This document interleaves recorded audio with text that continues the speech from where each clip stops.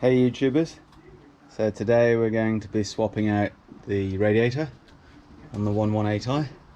I've watched a couple of videos of how to do that, and I think we're going to have to take a few things out here. So we're taking out the coolant tank, the power steering reservoir, able to leave the radiator for the aircon in place, take out the fan pack, get all this inlet manifold off, all the way back to the throttle body just to make some room.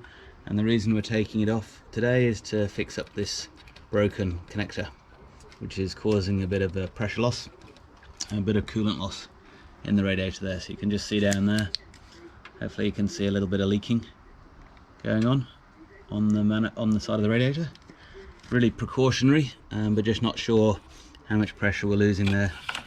So if I put my hand underneath, you should see just the moisture from running yesterday. Okay, so that's the plan. So we're just going to get into it, take off all this inlet manifold first and then have a look. And then when we do get down there, the other thing I wanted to look at was there's quite a bit of oil on the front of the engine and I'm not sure where that leak's coming from. So we're going to try and work that out at the same time. And if we get time, have a look at the thermostat and the water pump. Okay, let's get into it. I'll get this off first. Okay, so we made good progress. So just in order of what we did, so first off was to remove the power connector off the top of the fan pack. The next thing was removing two of these screws which hold the fan pack into the top of the radiator there. So we can show you those later, so holding the radiator in place as well. As mentioned, taking off the two M10s off the power steering reservoir, which need to be pushed out the way. Also taken the two bolts out of the water header tank, which now is loose, so it just gets that out of the way, and we'll take that off and give that a bit of a clean when we get the radiator off, I think. On this side, had a bit of fun with the air cleaner. So these are the two air cleaner bolts you take out, and the problem was the boss at the bottom was really out of position, and this hasn't been cleaned or taken off, so a bit of a question when the air cleaner was ever changed. Took the air cleaner off at the throttle body there and just used the Jubilee clip on that to get that out of the way, and that made a lot more room here. And then the last bit was just taking off the oil to water cooler there for the transmission, and that is one screw, I'll show you a bit later, just underneath the car in the bottom of that, which held it onto the fan pack. And so with all that done, just by releasing these clips on the fan pack and twisting it to the left, managed to get it around the bottom hose there and get the fan pack out. So a bit better to see now. I can show you that's the oil leak I was talking about earlier that we want to get to and try and work where that is. It's not coming out of the, I think these are the Vanos sensors, so it's interesting. So it's not coming out of there, it seems to be coming from somewhere near the head gasket, but we'll try and work out what that is. Bit of a cleanup. Also a bit of oil on the back of the alternator there, not sure if you can see that, not sure where that's coming from, and also a very furry connector down there on that pipe, not sure if you can see that. So quite a bit of maintenance, but the main job is still to get the radiator out, get that changed over to the new one, assuming everything's looking good and it comes out okay, and really just giving everything a bit of a clean up so we can keep some eye on some maintenance. I'll just show you. Here is the under tray, shed of interest. So there's about 10 fixings. There's a couple at the back here onto the transmission under tray. 2 in the center, 2 in the sides, interestingly, here under the wheel arch. 2 more other side of the lifting point there. 2 more in the middle on the cross member, and then 4 on the sides at the front. And on mine, all 3 front tags are broken off. So I'll look at making up some brackets at some point to replace those. And then on the fan pack, apart from it being a little rusty, the fan has been working, so I'm pretty happy with that. And again, just a good cleanup needed. Get some of that grot off there, and that'll be able to go back just fine. Okay, so about a third of the way in, I'd say. Okay, so the other thing that needed to come out was this lower under tray. It's held on by those 2 aluminium brackets, which also hold on the main under tray. And we're getting that out, then that gave me access under here to the radiator drain, which is just that black hole on the end there, and just unscrew the blue center to drain the radiator. So just that blue centerpiece, and then the water doesn't really come out until you let off the expansion tank, and then pretty handily it drains down. I'm going to be changing this out and putting in new coolant after I've checked for all the leaks and got everything fixed up. I'll let that drain down. Okay, so this is the new radiator I bought on eBay. I'll put the link in as below, and that's the part number. And what's special about this one is it's the same, I'll just put it down in the same orientation as the car. It's got the clips for the fan unit, it's got the lower hose connection, and on this side no bypass hose, but otherwise it's looking pretty identical. It's got the drain down here, and it comes with the additional drain with the additional valve to change the flow compared to the auto and manual. So looking pretty good and very nicely packed. We'll get that open and have a good comparison when we get the old one off. Okay, we've got the radiator out. We definitely had a bit of trouble. Two major bits of trouble were just getting this side to lift out of the clip. I'll show you that in the car in a minute. Making sure we got out the two top screws, which are those two there. The bottom screw for this cooler hose, and the biggest problem we had, I took off the power steering bracket. I'll show you that in a moment, how that worked out. The biggest problem we had is on this top hose. We had a little disaster where this is actually broken away while we're trying to get the connector off. Now, looking at it, it looked a bit suspicious that it had been glued. I'm not so sure, and I don't know how I'm going to repair it. There's a few options there, steel or plastic, but we're going to get into that in a little while and see what we can work out, or maybe get a second-hand one. If we don't get a second-hand one, then we might just work out another way of fixing it. In the meantime, looking on the car, it's looking a little bit clearer here now. So that was where we had a lot of trouble getting the radiator out of the bottom bracket. Here's the 3 or 4 screws to remove the power steering bracket. So it's one clip for the bolt onto the aircon pipe, 2 bolts to the bottom, and this 1 bolt at the top. It gives a lot more room. The bottom hose came off not too bad. I did unclip the temperature sensor. I'll show you that in a second. Got this power steering reservoir right out of the way, and got the cooler out of the way for the aircon there. But as mentioned, top hose came off not too bad here off the engine. Clean all these up and get them greased off. Didn't come off too badly on the intercooler, the oil to water cooler. But in general, this is the sensor that just unclipped, so that was just 2 little clips on the side. Got the wire off the top first, and we're going to give it a wash now and get it cleaned up because it's a bit mucky. But otherwise, reasonably happy, just apart from fixing up that top hose. Okay, some progress. So this is all had a bit of a clean up. I think we can actually see what's happening now. I never spotted the source of the oil leak, but my suspicion is it might be from refilling, and really bad refilling running down the engine. At least that's what we're hoping for, then we don't have to worry about anything. There's also weirdly some oil on the back of the alternator, which again, hard to see how or why that got on there. Hard to see what's going on down in there. Just a bit of the wash water. Okay, so the rest of this looking pretty good now. Pretty happy with that.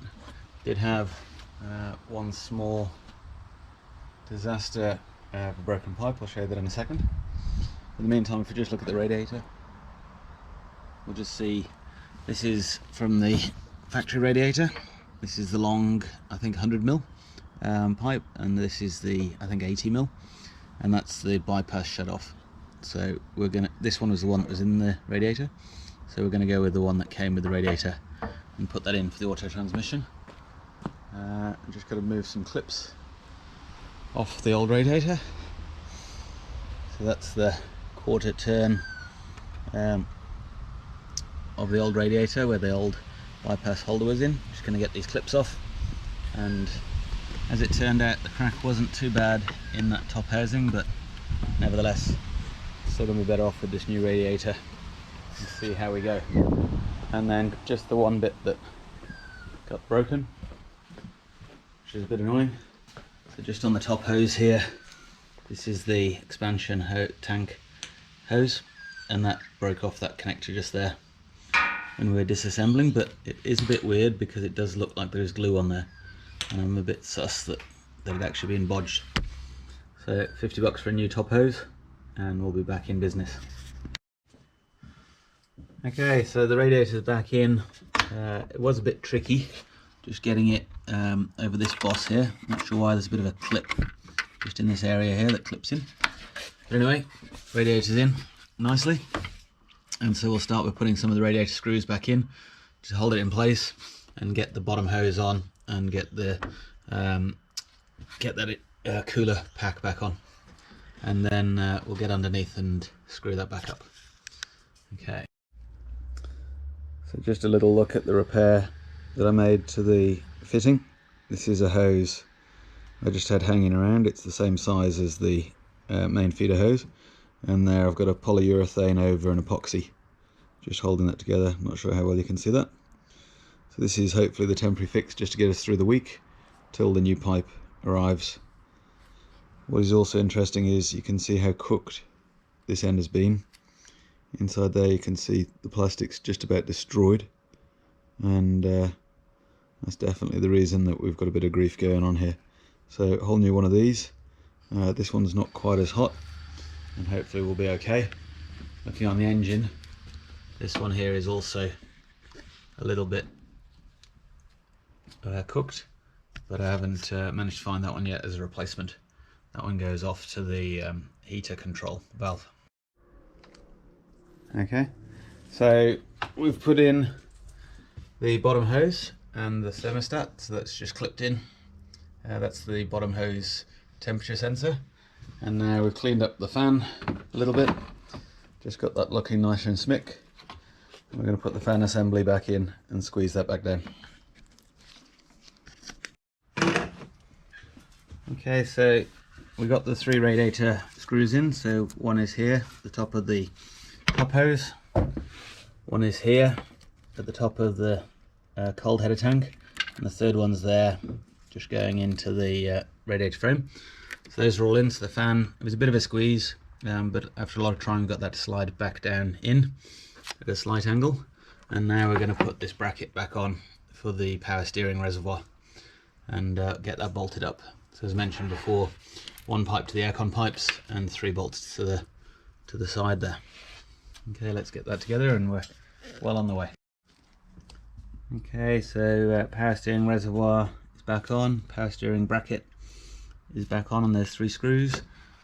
The water reservoir expansion tank is back on, and then down here, one that's really hard to do, can't really point at it too well, just down there you can just see it, the bottom hose for the auto cooler outlet. Just getting that screw back in, really tricky. Just had to use my mini little ratchet there to get in there. So now we can get under the car and fix this back on with the single screw, and then we're getting there. Okay, so we've got the last screw in, which is this one here. It's a bit hard to see, hopefully you can see that okay. That is the screw that holds the oil heat exchanger for the auto transmission into the radiator, and that holds it in place. And just while we're under here, I gave this all a good clean up.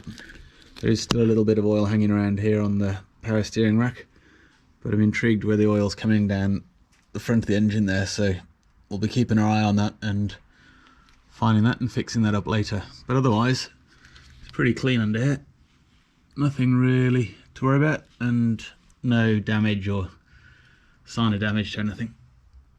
It's all looking pretty good. So we can get back up on top of the engine. The only one thing that it has got is these brackets are broken on the front of the under tray, so we're just going to try and make some of those quickly.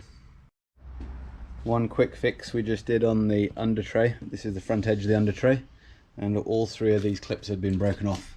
So we've just made up some little aluminium tabs and pop riveted those through just to be able to hold it. So it's not the prettiest, but when those are screwed up, obviously those tabs will just hold down and stop that tray from flapping. Okay, for the last few pieces, so this front inner under tray goes up, just tucking up under the bumper there. These brackets hold that in place, and they're ready to hold the main under tray. And then we'll be getting the main under tray off again to have a look at this oil leak, but we won't need to get this off for the radiator. Okay, let's get the under tray on and see how we go. Just while we're there, the gearbox under tray there in the middle, might get that off on another day just to have a look, see how that's going, but otherwise we're doing pretty well. Okay, so repaired hose connected. Just put a Jubilee clip on that for the moment, and top hose in place, and we're just going to bleed it now. We've just filled up the reservoir with a reasonable amount of 50/50 antifreeze and water, and we're just going to give it a start now and see that go down. Let's see how we go. There we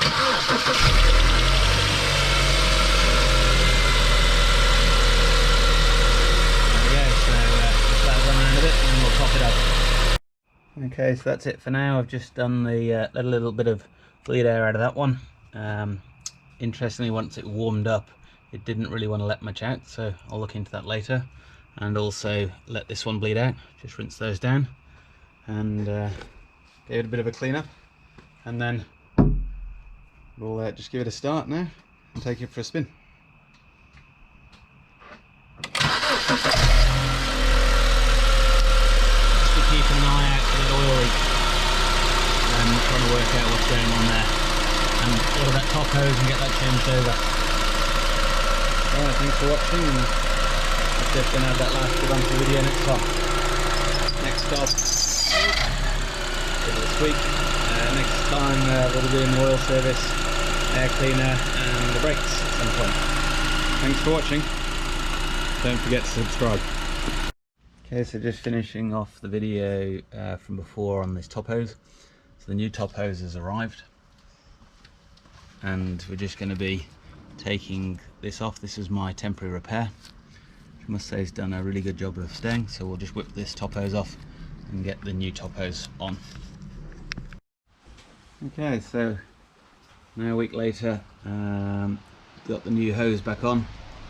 We reused that old, that Jubilee clip. It's not the factory clip, but it'll do.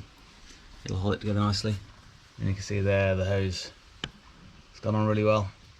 Just topped up the fluids a few times, used the bleeder when the engine's warm under pressure just to make sure that's bled out, and the same on the expansion tank, and topped up the fluid a couple of times just while those hoses have been settling down.